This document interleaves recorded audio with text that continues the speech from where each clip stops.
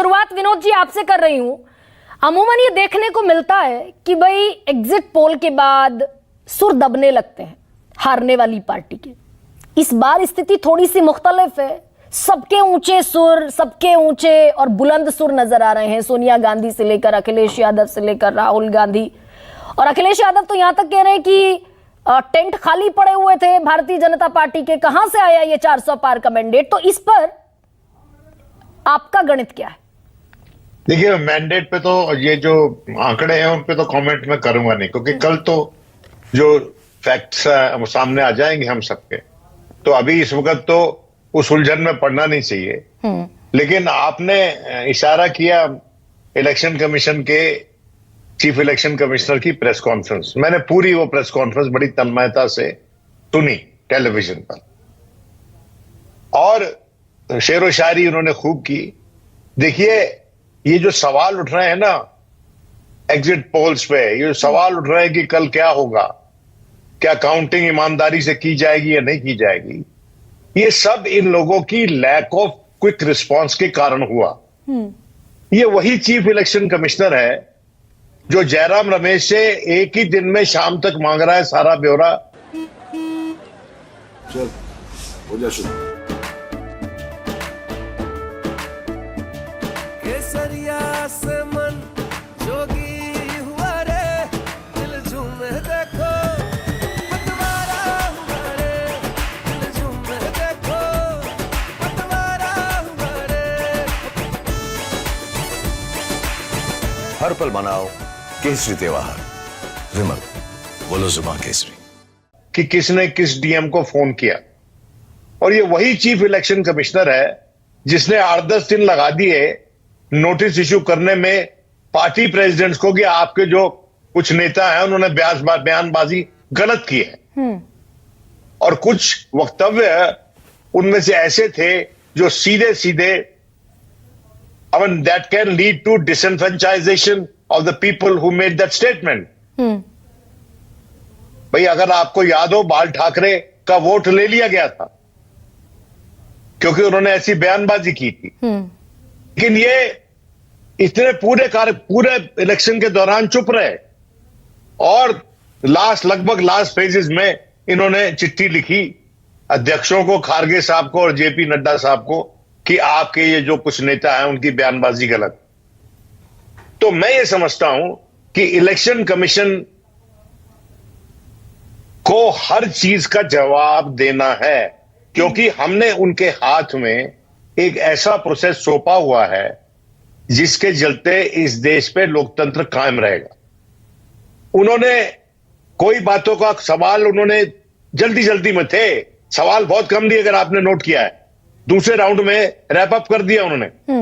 जब शुरू की प्रेस कॉन्फ्रेंस की थी, ओपनिंग प्रेस कॉन्फ्रेंस जब इलेक्शन से पहले की, तो सारे सवाल लिए थे उन्होंने, लंबी प्रेस कॉन्फ्रेंस थी। हाँ, और अब जो है शेरो शायरी करके, ज्यादा समय शेरो शायरी कर उन्होंने वो निपट लिए।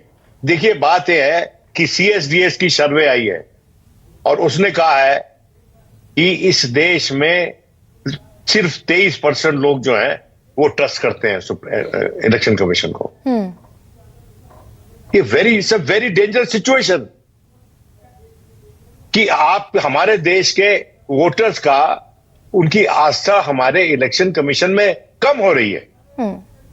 और सबसे बड़ा कर्तव्य किसी भी नई सरकार जो बनती है कल के बाद, उसका यह होना चाहिए कि इलेक्शन कमीशन की जो साख गिरी हुई है वो उसमें दोबारा री इन्वेस्ट हो। किस तरह से हो, उसमें मैं समझता हूं सुप्रीम कोर्ट को सुओ मोटू सलाह देनी चाहिए, जिसने इलेक्शन के बीच में, आज जब हम पूर्व संध्या कह लीजिए एक तरीके से, ये अपने आप में जायज कंसर्न्स हैं, मैं इनसे संबद्ध होती हूं। लेकिन आज जब हम पूर्व संध्या पर बैठे हैं तो मैं ये समझना चाह रही हूं आपसे कि ये विपक्ष के जो सुर है, वापस दोहरा रही हूं अपने सवाल को, क्योंकि आपने भी इतने दशकों तक सारे एग्जिट पोल देखे और मैं भी कुछ दशक से देख रही हूं, कुछ दशक नहीं तो कुछ सालों से देख रही हूं। तो मैंने इतना विपक्ष का बुलंद सुर कभी देखा नहीं। ये जो बुलंदी है, ये मनोवैज्ञानिक बढ़त लेने का एक तरीका है या फिर वाकई इसमें कुछ कॉन्क्रीट है? देखिए, बात यह है कि ये election was also a study in psy war, psychological war. Cyber का एक नमूना आपको बताता हूं अंतर्राष्ट्रीय स्तर पर, कि जब अफगानिस्तान में तालिबान या और फोर्सेस जो थी वो वहां से प्रचार करती थी इंटरनेट वगैरह पे, तो उस जमाने में सॉक पपेट, या जिसको आज के दिन बॉट बोलते हैं, बॉट, उसका इजाद किया CIA ने, ताकि उनके सवालों के और उनकी प्रचार को नगण्य करने के लिए लाखों ऐसे बॉट्स क्रिएट कर दिए गए जो असल में कुछ नहीं थे, कंट्रोल बाय समवन एल्स, और वो अभी भी हमारे देश में इंटरनेट पे वो और ट्विटर पे वो बॉट्स आते हैं। देखिए, ये साइबर वॉर थी। अच्छा, बीजेपी ने शुरू की 400 पार, बिल्कुल, ये साइबर वॉर थी। हाँ, तो उसके मुकाबले में इन्होंने कहा कि बीजेपी 400 पार क्या, बीजेपी तो 150 भी पार नहीं करेगी, 200 भी पार नहीं करेगी। वो तो गॉन स्टोरी हो गई सर। मैं तो I am talking about that 295 plus number. It is a continuation of that cyber war. और ये लोग, मैं अभी आ रहा था तो हमारा एक मित्र अभी केरला से वापस आया है, and he is the editor of a prominent Malayalam daily.